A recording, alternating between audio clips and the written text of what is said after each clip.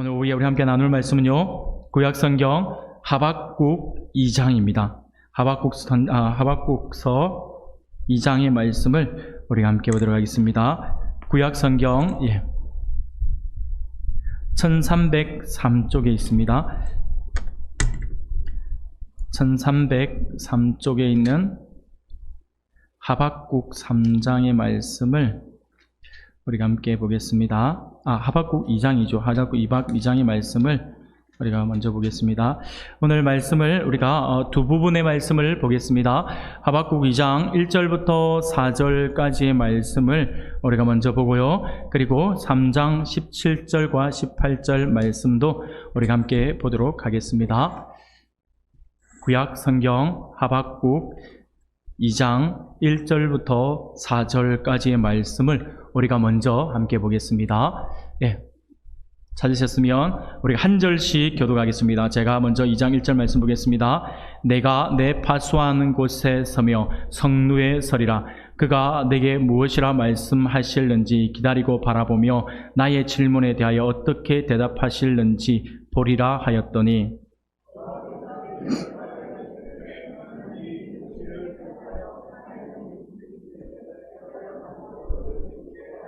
이 묵시는 정한 때가 있나니 그 종말이 속히 이루겠고 결코 거짓되지 아니하리라. 비록 더딜지라도 기다리라. 지체되지 않고 반드시 응하리라.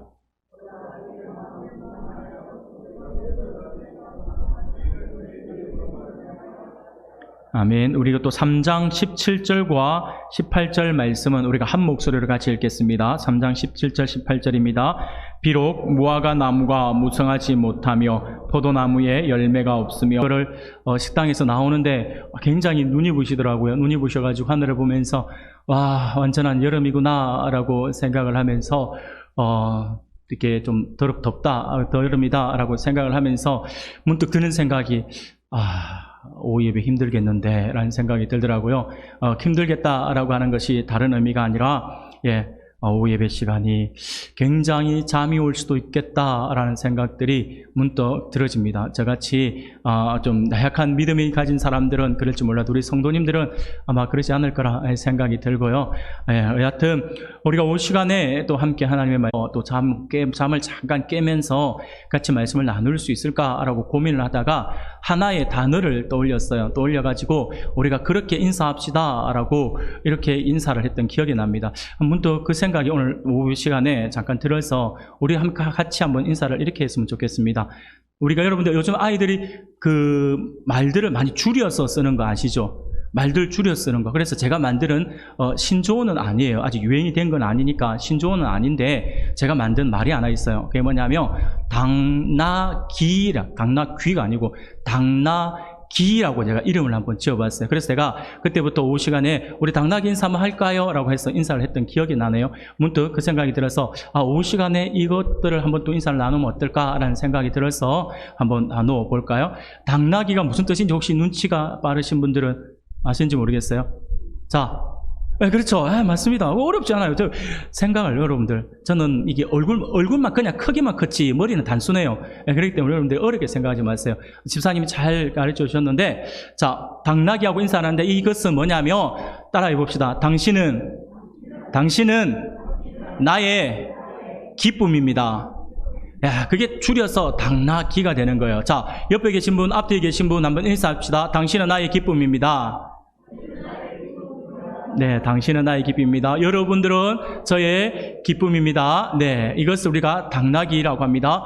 다음 주에 제가 오후 시간이 되어서 여러분 당나귀 인사를 나눕시다. 그러면 앞뒤로 인사를 하는 거예요. 당신은 나의 기쁨입니다. 다음 주 오후 예배 오늘 안 왔다가 다음 주 오후 예배 딱 온 사람들은 보면 당나귀 인사합시다. 갑자기 귀를 만질 수도 있어요. 그러니까 말해주지 말고 우리끼리 인사를 하면 나중에 따라할 겁니다.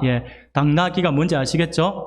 이렇게 인사를 나누시고, 저는 문득 그런 생각들을 많이 합니다. 오후 시간뿐만 아니라 오전 예배도 마찬가지죠. 우리 주일뿐만 아니라 우리 수요일도 금요일도 그렇고 성도들이 모일 때마다 이런 인사, 말은 하지 못하더라도 표정에서 또 그렇게 묻어나는 어떤 우리가 제스처에서 그런 것들이 묻어났으면 좋겠어요. 당신은 나의 기쁨입니다 라고 하는 그러한 인사들이 서로 주고받았으면 좋겠다라는 생각을 해봅니다. 여러분, 옆에 계신 분들이 왜 중요한지 중요하냐면 전에도 한번 말씀을 드렸는데 옆에 계신 분들이 정말 소중해요. 우리 함께 예배드리는 이 공간에 있는 옆에 계시고 앞에 뒤로 계신 분이 진짜 소중해요. 왜 그게 소중하냐고 소중하다고 제가 말씀을 드리냐면 한번 잘 생각해 보세요. 옆에 계신 분이 안 계세요. 앞뒤에 계신 분이 안 계세요. 지금 나 혼자 앉아 있어요. 목사와 여러분과 1대1의 예배를 드린다 생각해 보세요. 얼마나 끔찍할까요? 설교하는 저도 끔찍하고 여러분들도 얼마나 끔찍해요. 그런데 옆에 있는 분이 계시기 때문에 혼자서 예배드리는 그 쓸쓸함, 그 멋쩍음이 사라지는 거죠. 그 멋쩍음이 사라지게 만든 분이 누구라고요? 옆에 계신 성도라고요. 그래서 옆에 계신 분들이 귀하단 말이죠. 그러니 그분들이 우리의 기쁨이 된다라고 말씀을 할 수가 있겠죠. 사랑하는 여러분, 무슨 말씀인지 알겠죠? 만날 때 우리가 그렇게 더 인사를 나눌 수 있는 그러한 모습이 우리 안에 있었으면 좋겠습니다. 예, 말씀을 나누면서 잠시 또 이렇게 인사를 나누었는데 또 한 가지 제가 잠깐 오전에 말씀을 드렸던 말씀 중에 하나 수정할 게 있어서 제가 말씀을 드립니다. 예, 예배 마치고 잠시 집에 올라가서 이게 좀 잠깐 앉았다가 내려오는 시간이 있었는데, 예, 이거 또 이야기하면 또 아빠 같이 이야기한다고 쑥 들어온다고 또 저보고 아빠 신복이 깜빡이 좀 늦고 들어오지 뭐 이런 이야기도 자주 하는데, 예, 우리 아들 녀석이 지 이야기하는 거 별로 안 좋아하는가 봐요. 그래서 그 이야기를 할까 말까 하다가 그래도 수정을 할 건 수정해야겠다 싶어서 수정을 합니다. 아들 녀석이 이걸 영상으로 보고 있다가 아빠가 이야기한 게 앞에 말과 뒤에 말이 좀 다르다라고 생각이 들었던가 봐요. 그래서 그 영상을 딱 찍어서 그 부분을 딱 캡처해가지고 저한테 보내왔더라고요. 그럼 뭘 가지고 이야기하지 싶어서 딱 플레이를 해보니까 제가 큰 실수를 했더라고요. 제가 큰 실수를 했는데 그 부분을 잠깐 수정을 합니다. 뭐냐면 제가 십계명의 말씀을 드렸죠. 십계명 말씀을 드리면서 여러분 하지 말라라고 하는 것과 하라라고 하는 것 가운데 어떤 것이 더 어려울까요? 라고 제가 질문을 했잖아요. 그래서 제가 하지 말라는 그렇게 어렵지 않습니다. 안 하면 되는 거니까. 하라라고 하는 것은 그 범위가 없기 때문에 그건 그만큼 어렵습니다라고 말씀을 드렸잖아요. 그러면서 제가 뭐라고 했냐니까 제가 실수를 한 거예요. 여러분 하지 말라라고 하는 것이 훨씬 어렵습니다. 이렇게 이야기했더라고요. 혹시 기억나십니까? 예, 제가 반대로 이야기한 거 기억나시죠? 예, 아유, 감사합니다. 그럼에도 불구하고 지적을 안 해주셔가지고 너무 감사하네요. 예, 저는 또 성도님 모르실까봐 제가 실수를 했는데 이 부분들은 수정해야 될 것 같아서 제가 잠시 언급합니다. 여러분, 하지 말라와 하라라고 하는 것은 하지 말라는 쉬워요. 조금 더 완전히 쉽다가 아니라 조금 더 쉽다라고 하는 거예요. 근데 하라라고 하는 것은 범위를 모르기 때문에 더 어렵다라고 말씀을 드렸죠. 그래서 제가 오전에 그 부분을 이야기하는데 제가 마지막에 반대로 또 하지 말라가 훨씬 어려워요 라고 이야기를 했던 것 같아요. 영상에도 딱 그게 보이니까 내가 이런 실수를 했구나 라는 생각이 들어서 좀 감사하다는 생각도 들고요. 또 오후 시간에 있어서 여러분들과 함께 그 부분을 잠시 또 수정할 수 있는 것도 또 감사하다라는 생각들이 들어서 잠시 언급하고 말씀을 나누도록 하겠습니다. 사랑하는 여러분, 오늘 우리가 하박국서의 말씀을 보았습니다. 하박국서 2장 1절부터 4절까지 말씀을 보았고 3장 17절에서부터 18절까지의 말씀을 우리가 함께 보았습니다. 오늘 본문의 말씀을 가지고요. 하나님의 통치에 대한 믿음의 반응이라고 하는 제목으로 같이 말씀을 나누고자 합니다.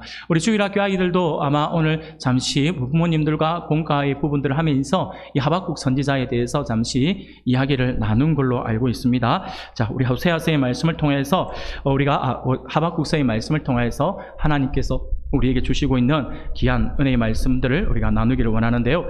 지난주에 우리가 호세아서의 말씀을 나누었죠. 호세아서의 말씀을 나누면서 인자한 사랑으로 다스리시는 하나님에 대해서 우리가 함께 말씀을 잠시 나누었습니다. 그렇습니다. 우리 하나님께서는 우리를 인자하신 사랑으로 우리를 다스리시고 우리를 돌보신다라고 하는 사실들을 우리가 분명히 기억해야 합니다. 그런데 하나님께서 우리를 그렇게 인자한 사랑으로 우리를 다스리신다라고 할 때 그러면 하나님의 백성들인 우리들은 그 하나님에게 어떤 반응을 보여야 할 것인가 라고 하는 부분들에 대해서 우리가 생각을 해보아야 할 것입니다. 여러분, 우리가 어떻게 하나님에 대한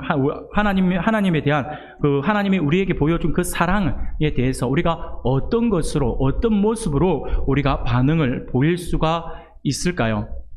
그 부분을 오늘 이야기하고 있는 것이 오늘 하박국 선지자의 모습을 통해서 우리가 그 부분을 볼 수가 있어요. 예전에 들은 이야기인데 여러분도 혹시 알고 계신지 모르겠지만 잠깐 이야기를 하나 하고 말씀을 계속 나누도록 하겠습니다.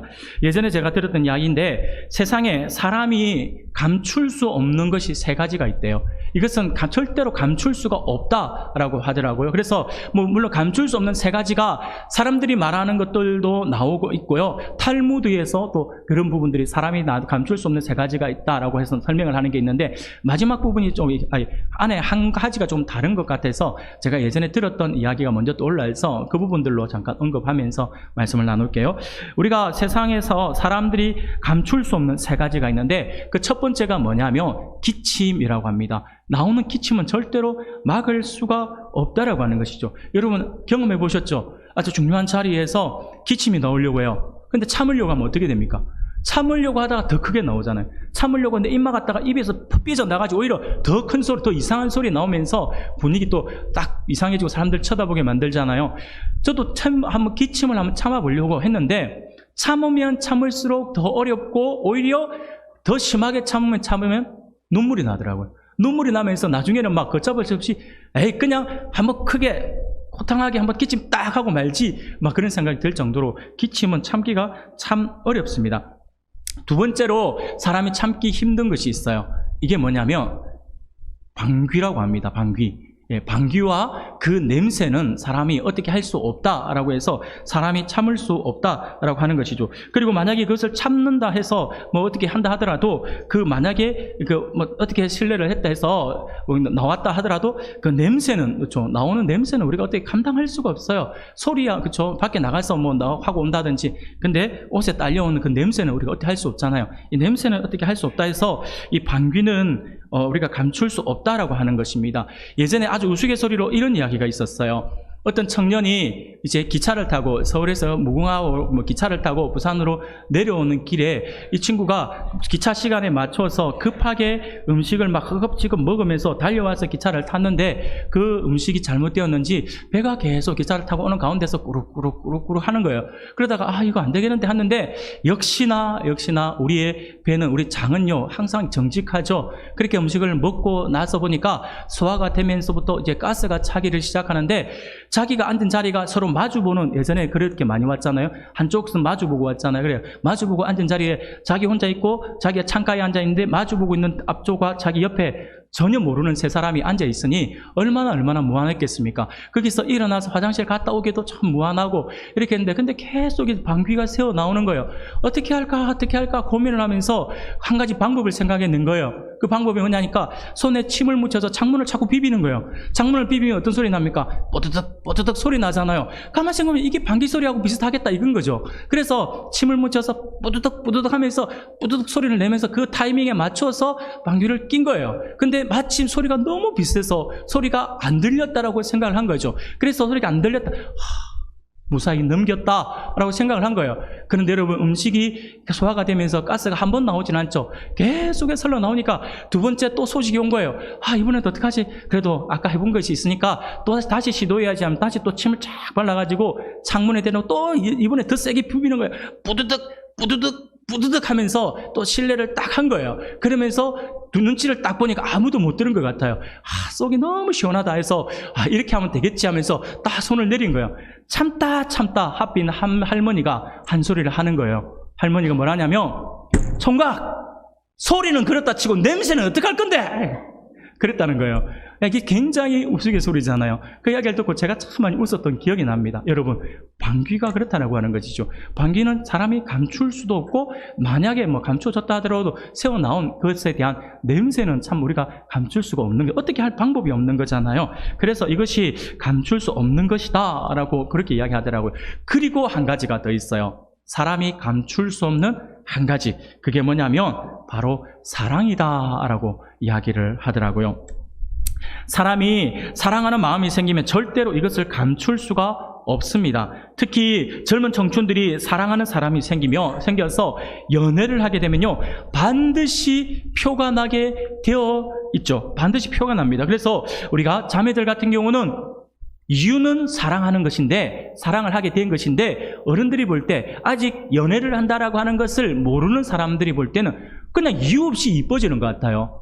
남자도 이유 없이 멋있어지는 것 같고 얘가 이유 없이 그냥 더 깔끔하게 애가 다니는 것 같고 막 그러는 거예요. 호감이 생기고 이러는 거예요. 그러니까 어른들은 눈치가 빨라요. 연애를 하든 안 하든 상관없이 일단은 찔러보죠. 야, 너 얼굴 예뻐진다? 요즘 뭐 연애하나? 막 그렇게 이야기하죠. 형제들한테도 요즘에 누구 만나나? 얼굴이 왜 이리 좋아졌지? 얼굴이 폈다, 야. 뭐 이런 이야기 하잖아요. 그러면서 뭐 연애하냐고 하고 물어보잖아. 그러면 연애 안 하는 사람들은 아니요, 그런 일이 없는데 왜 그러지? 뭐 이렇게 하지만 진짜 연애하는 사람들은 순간 조심해서 만난다고 만났는데 봤나? 들켰나? 이거 어떡하지? 뭐 혼자서 쿵닥쿵닥 하잖아요. 여하튼 사랑하는 여러분, 연애를 한다든지 사랑을 하게 되면 우리가 감출 수가 없다라고 하는 것이죠. 사랑을 하면요, 그 사랑을 반드시 사람은 표현을 하게 되어 있습니다. 그것을 사람의 성향에 따라서 표현의 방법은 조금씩 다를 수 있습니다. 어떤 사람들은 아주 크게 표현을 할 수 있고 어떤 사람은 아주 작게 표현을 할 수도 있다라고 하는 것이죠. 우리가 경상도 사람들은 그런다잖아요. 어르신들이 선물을, 예를 들면 아내를 위해서 무슨 선물을 준비해서 선물을 샀다라고 한다면 내가 당신을 위해서 어떤 선물을 살까 고민을 하다가 이 선물을 가지고 내가 사러 가서 이것을 가지고 와서 당신에게 선물을 줍니다. 축하합니다. 이런 이야기 안 하잖아요. 어떻게 합니까? 오다 줬다. 그냥 오다 주웠다 이거잖아요. 이게 그냥 모든 경상도 남자들을 대변한 것 같아요. 멋졌다 이거잖아요. 이것을 위해 준비했다라고 하는 그 자체가 되게 좀 남자로서 좀 무한한 것 같고 막 좀 뭔가 좀 멋쩍어서 그렇게 표현을 하잖아요. 근데 그것을 받는 아내들은 시큰둥하면서도 마음이 알잖아요. 느껴지잖아요. 이 선물을 나에게 주기 위해서 이 무뚝뚝한 남자가 어떤 선물을 고를까를 고민했고 이것을 사기 위해서 가게를 두리번 거리다가 사러 갔다가 이렇게 사들고 왔구나라고 하는 걸 알기 때문에 감사의 마음을 받고 그것에 대해서 또 고마워하고 하지 않습니까? 이것처럼 표현의 정도가 달라서 표현이 좀 다를 뿐이지 사람은요 반드시 누군가를 사랑하게 되면 어떤 표현을 하든지 표현을 하게 되어 있다라고 하는 것입니다. 사람이 누군가를 사랑하고 존중하게 되면 반드시 그것이 표현으로 나타나게 되어 있음을 우리가 잘 알고 있습니다. 하나라도 더 챙겨주고 싶어하고 하나라도 더 많이 주고 싶어하는 것이 인지상정일 것입니다. 이것은 감출 수 없는 본능이라고 할 수 있습니다. 그래서 사랑을 숨길 수 없다라고 하는 것입니다. 그렇습니다. 우리는 누군가에게 사랑을 받고 있음을 느끼고 나도 그 사람을 사랑하면 자연스럽게 사랑의 반응을 하게 되어 있습니다. 사랑의 반응은 여러 가지가 있을 수 있습니다. 말로 사랑을 한다고 고백을 할 수도 있고요. 그 사람이 좋아할 만한 행동을 하거나 선물을 주는 것으로 사랑의 반응을 보일 수가 있죠. 우리가 앞서 이야기를 나누었듯이 하나님께서 우리를 인자하신 사랑으로 다스리고 돌봐주십니다. 그렇다면 우리도 이 하나님의 사랑, 하나님께서 우리를 사랑해서 그 사랑을 보여주셨다라고 한다면 그 하나님의 사랑을 받은 우리들 또한 어떻게 했으든지 이 반응을 보여야겠죠. 우리가 반응을 보여야 한다라고 하는 것이죠. 그러면 우리가 하나님이 그 인자하신 그 사랑 앞에 우리가 어떻게 반응을 할 수 있는 것일까요? 오늘 우리가 읽었던 본문의 말씀을 보면 바로 그 이야기를 할 수 있습니다. 해주고 있습니다. 인자하신 하나님의 사랑에 우리가 어떻게 반응할 것인가에 대해서 말씀을 해주고 있다라고 할 수 있다라고 하는 것이죠. 그러므로 이 시간에는 우리가 함께 하박국 선지자를 통해서 하나님께 대한 우리의 사랑의 반응을, 하나님께서 보여주신 그 사랑에 대해서 우리의 반응을 어떻게 나타낼 수 있는지에 대해서 우리가 함께 살펴보면서 은혜를 나누고자 합니다. 사랑하는 여러분, 앞서서 하박국 선지자의 이 고백들을 나누기 전에 지금 하박국 선지자가 처해 있는 그 상황들에 대해서 우리가 잠시 살펴볼 필요가 있습니다. 하박국 선지자가 있던 시대는요, 이 나라가 이미 둘로 나뉘어져 있던 시대였습니다.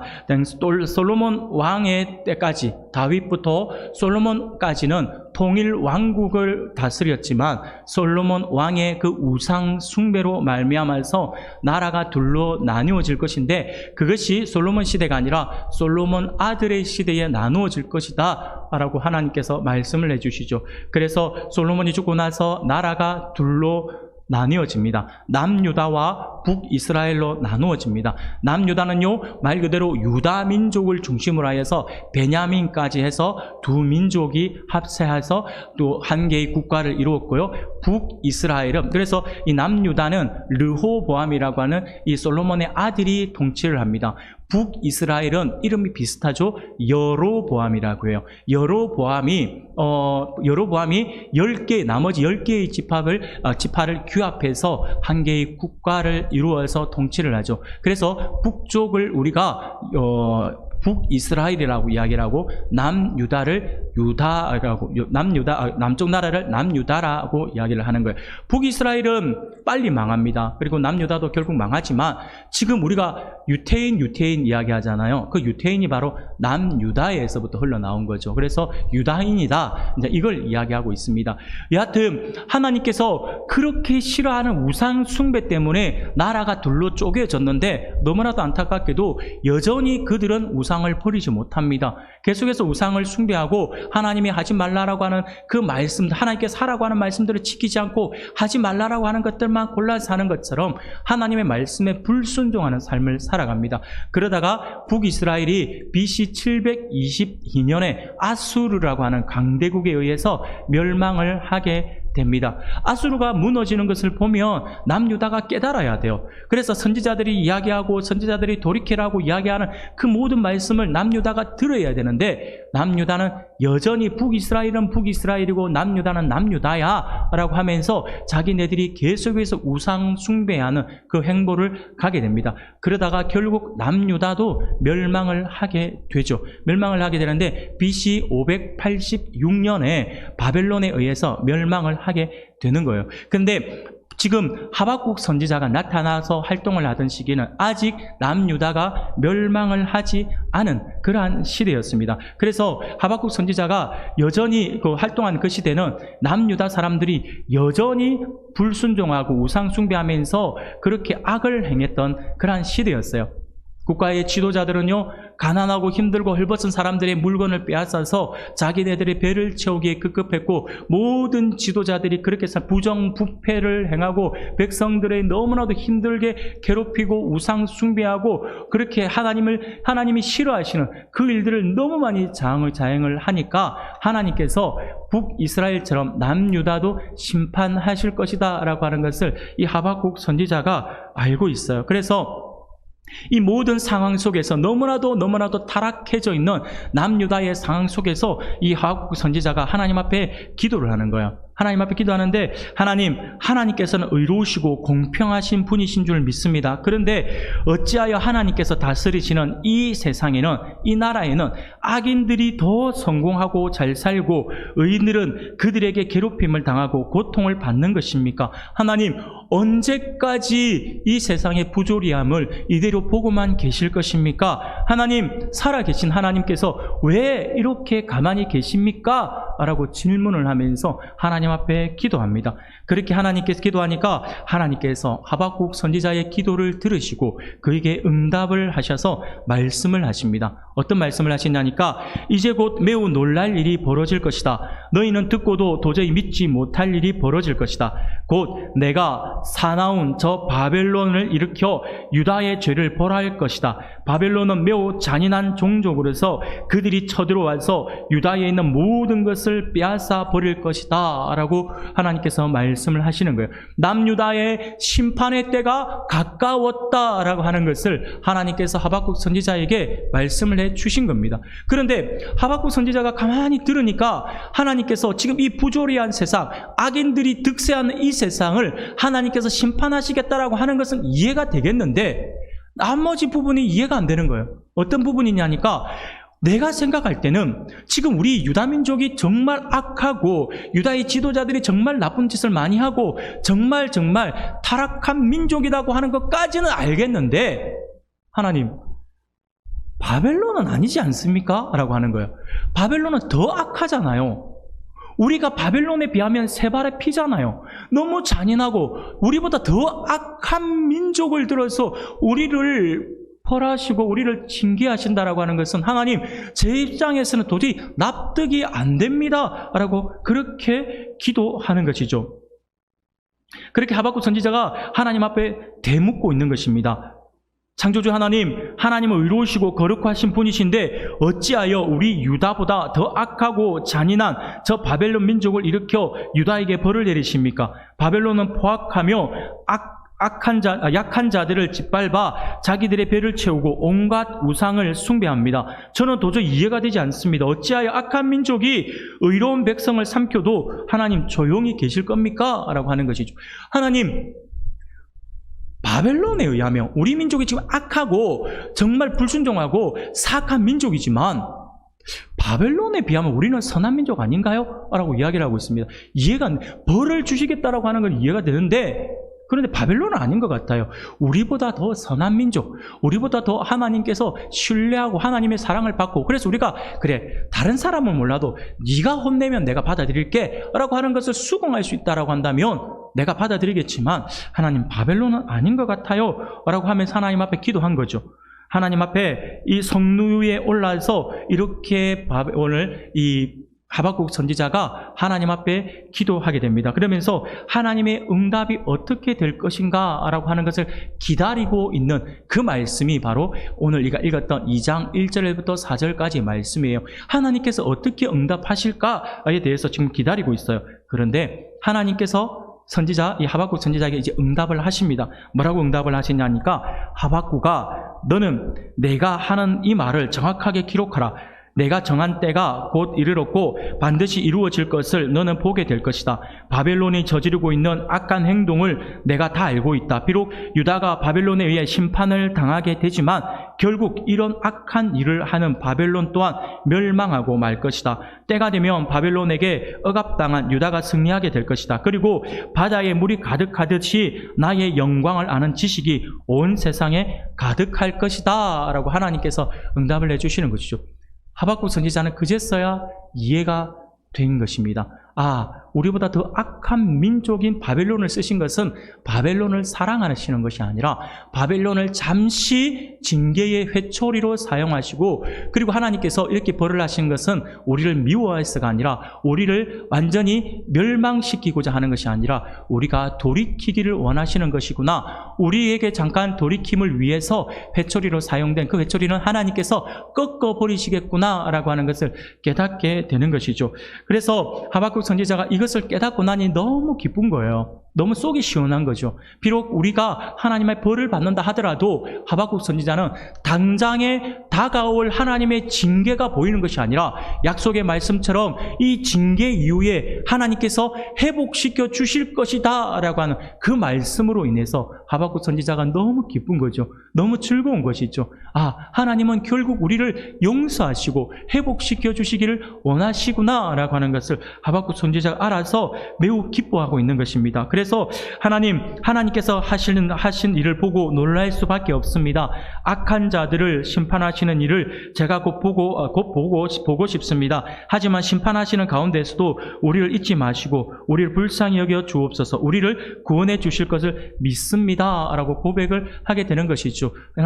하나님께서 약속하신 이 부흥의 약속의 말씀을 이 수년 내에 일으켜 주시고 회복시켜 주시옵소서라고 고백하고 있는 것이 하박국 선지자의 말씀이고 그 고백이다라고 하는 것이죠. 그러면서 하박국 선지자가 계속 두렵고 떨리는 마음으로 그 하나님 앞에 기도하면서 그 기쁨을 감추지 못하는 거예요. 그 기쁨을 감추지 못해서 하나님 앞에 기도하는 것이 바로 우리가 읽었던 3장 17절 18절 말씀인 거죠. 찬양으로도 우리가 너무나도 잘 알고 있는 이 고백인 것입니다. 비록 무화과 나무가 무성하지 못하며 포도나무에 열매가 없으며 감람나무에 소출이 없으며 밭에 먹을 것이 없으며 우리의 양이 없으며 외양간에 소가 없을지라도 나는 여호와로 말미암아 즐거워하며 나의 구원의 하나님으로 말미암아 기뻐하리로다. 아멘.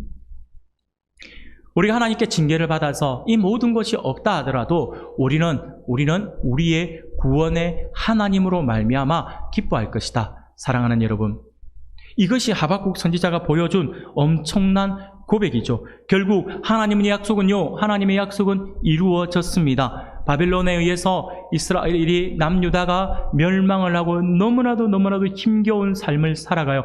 바벨론으로 끌려가서 포로 생활을 하는 가운데에서 그렇게 고통을 받습니다. 하지만 하나님의 말씀은 역사적으로 그대로 이루어집니다. 바벨론 왕국은요, BC 539년 바사의 고레스 왕에 의해서 멸망을 하게 됩니다. 그리고 이 고레스 왕은 친이스라엘, 친유다 정책을 펴서 바로 그 이스라엘 포로를 귀환하는 그 칙령을 발표하게 되는 것이죠. 하나님께서 서서히 회복시켜 주신 것이 우리가 역사적으로 볼 수 있습니다. 사랑하는 여러분, 유다가 더 악한 바벨론에 의해서 심판을 받게 된다라고 하는 이야기를 들었던 하박국 선지자는 하나님의 계획을 쉽게 받아들이지는 못했습니다. 오히려 바벨론 왕국을 먼저 멸망해야 한다고 주장을 했던 것이죠. 하지만 하나님의 계획은 달랐죠. 유다를 멸망시킨 후 나중에 바벨론을 멸망시킬 것이며 장차 유다를 다시 회복시켜 주실 것이다 라고 하는 그 말씀에 그는 안도의 마음을 가질 수 있었고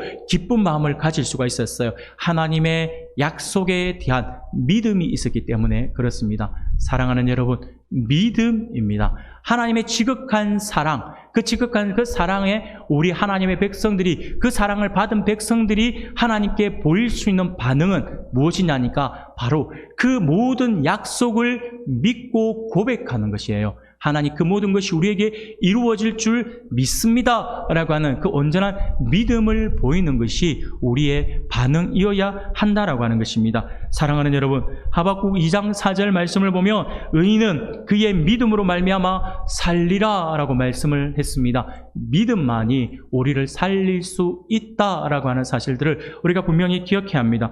믿음이라고 하는 것을 우리가 원어를 살펴보면요, 이것은 히브리어로 에무나라고 하는 단어인데 이 에무나라고 하는 단어는요, 어떤 의미를 가지고 있냐면 믿음 또는 신실함이라고 하는 의미를 가지고 있습니다. 하박국서 안에서 이 믿음, 즉 에무나라고 하는 단어는요, 우리를 구원하시는 방식은 오직 하나님의 절대적 주권에 달려 있음을 받아들이는 그 믿음을 뜻하는 거예요. 하나님의 주권 안에서 하나님께서 이루신다라고 하는 것들을 보고 그것을 아멘으로 받아들이고 그것을 믿는 그 믿음으로 나타난다라고 하는 것이죠. 그 믿음을 소유하고 그 믿음을 고백하는 자가 의인이라 칭함을 받게 되고요. 그렇게 의인이라 칭함을 받은 사람들이 구원을 받게 된다라고 하는 것이죠. 그래서 오직 의인은 믿음으로 말미암아 살리라라고 말씀을 하고 있는 것입니다. 사랑하는 여러분, 하박국 선지자가 이 믿음이 있었기 때문에 조금 전에 읽었던 3장 17절 18절 비록 무화과 나무가 없으며 라고 하는 그 엄청난 그 고백들을 할 수가 있었다라고 하는 것이죠. 여러분, 믿음이 우리를 그 고백으로 인도한다라고 하는 사실들을 기억할 수 있기를 바랍니다. 사랑하는 우리 성도 여러분, 인자하신 하나님의 사랑, 하나님의 진짜 사랑, 우리는 요즘에 찐 사랑 이런 말을 많이 하잖아요. 하나님의 찐 사랑에 대한 반응으로서 우리가 할 수 있는 것은요, 하나님의 계획을 믿음으로 받아들이는 것입니다. 아멘. 믿음으로 아멘 하는 거예요.